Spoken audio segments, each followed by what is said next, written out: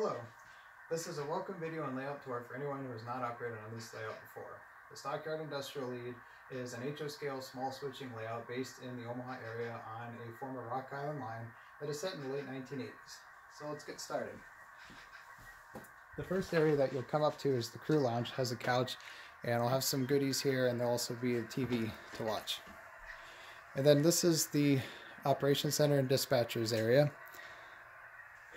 I'll have things for the crew that you'll need, such as switch sticks, pencils, pens, keys, flags for the conductors, and other items. Feel free to bring your own pencils and switch sticks if you need it. I've also got copies of the latest timetable that is also downloaded on the website stockyardlead.com.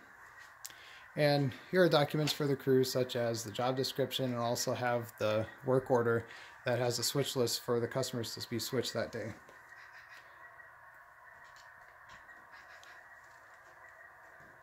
For an op session, we run a two-person crew, which is the local that consists of a conductor and an engineer. So the conductor will have their paperwork there, and the engineer will run with the proto throttle that'll go through here. Today we're going to look at three locations: the South Omaha yard, which is here right in front of you, and then past that is South Omaha, and then the last location is Bellevue. All locomotives have sound and momentum, so you'll want to give the momentum a little test before you get started, and I'll show you some of the main features that you'll want to check out.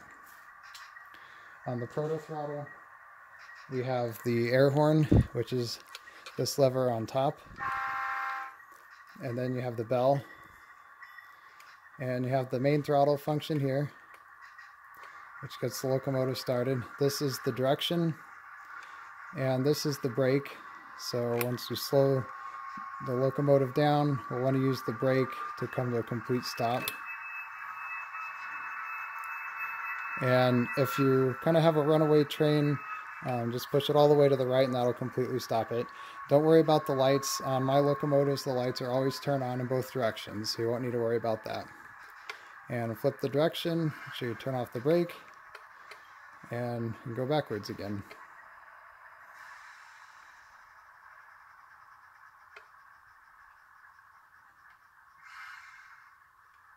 There.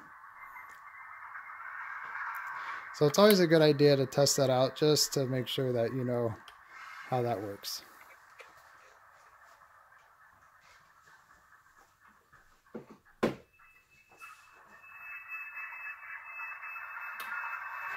Okay, in South Omaha we have 5 industries. We have the Millard Refrigerated right here, which is the first industry. And then past that, Darling International has 2 different tracks. The track in front is for tallow, which gets tank cars. The track in the back is for bone meal, fertilizer, hoppers. And then this track here, off kind of in the center, is a transload track, which gets covered hoppers and boxcars. And then we've got our main line running through here. And then the last 2 customers in South Omaha are the City of Omaha Sewer Plant and Van Waters and Rogers. So a couple things I want to show you here. Each customer and location has a track diagram that will show you where the main line is, what the location is, and what the customers are. It'll also show you how many cars should be spotted at that location. I'll give you a little better close-up view of that. So it'll show you how many cars and where they're spotted at. It'll also tell you if there's a gate or not. So for gates, that requires opening this gate to simulate the crew actually opening a real gate. And so the conductor has the keys like this. And so you just coordinate the colors, put the key in the lock, and just open the gate. Keep the padlock there while you're switching it. When you're done, just close it and lock it with the padlock. Other customers might have specific descriptions. There are 2 of those, and there are 4 customers with the gates. So just look on your work order and also make sure you look and see what the diagram shows you. Another thing that I want to point out while we're here is the use of blue flags. So each customer will have a blue flag that is used if a car has been spotted, and this can only be removed by the industry foreman. So make sure you ask the industry foreman if it's okay to move the flag. They'll move the flag, and then you can access that spur. And then make sure you ask the industry foreman to put the flag back if you need that. And another thing to point out here while we're in South Omaha is the cup holders that I have for the crew. If you have a drink, feel free to use these. They're spotted throughout the layout. And then also wanted to point out to you the Washington Street traffic signals. These are protected by the crew. The normal position is for the auto traffic to go through.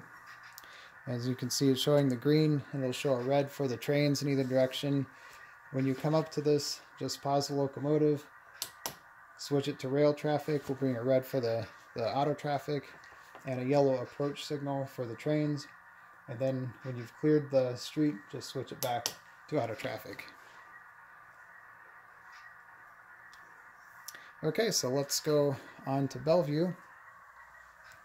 And again, we have another crossing up here that I want to show you. This is the Chandler Road crossing, which is between Bellevue and South Omaha. And I'll try to get down here. Eventually I want to automate this crossing, but it's currently manual. So when you're coming through here, just in advance of the train, make sure you flip this to on, and that'll just bring a solid red signal for it doesn't flash for the cars. And then when the train has went through, just switch it back to off. So that's all you have to do for that. Okay, so Bellevue is the area back here. We have two customers. One is Wilson Concrete here, and the other is Payless Lumberyard. Bellevue has a siding that you can use as a runaround track to reverse the train and head back to South Omaha. You can also use it to switch the cars, and there's also some off-spot locations, such as over here. One thing I want to point out while I'm here is that I have yellow wheel chocks that you can use for cars if you have an issue where there's a bit of a grade problem on the spur. Just put the chalk like that against the wheel and it'll stop the train. Another thing I want to point out is the use of flags when you're reversing, when your train is reversing through a crossing, in other words going backwards without the locomotive leading, and it's an unprotected crossing like 36th Street here. Just be sure to put flags on either side of the track, and then you can move through the crossing. Then when your train has went through, just be sure to pick up the flags again.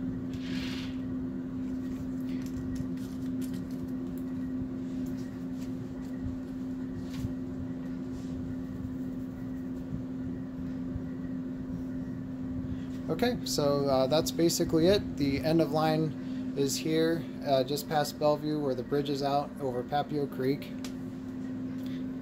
And so just looking back through Bellevue again, the little industrial park, and then the line heading back to South Omaha. Customers can be switched in any way you want. On the work order, they'll show up by facing movement switch points. And then just be sure to bring your track back to the South Omaha yard and switch the cars back into the yard at the end of the session.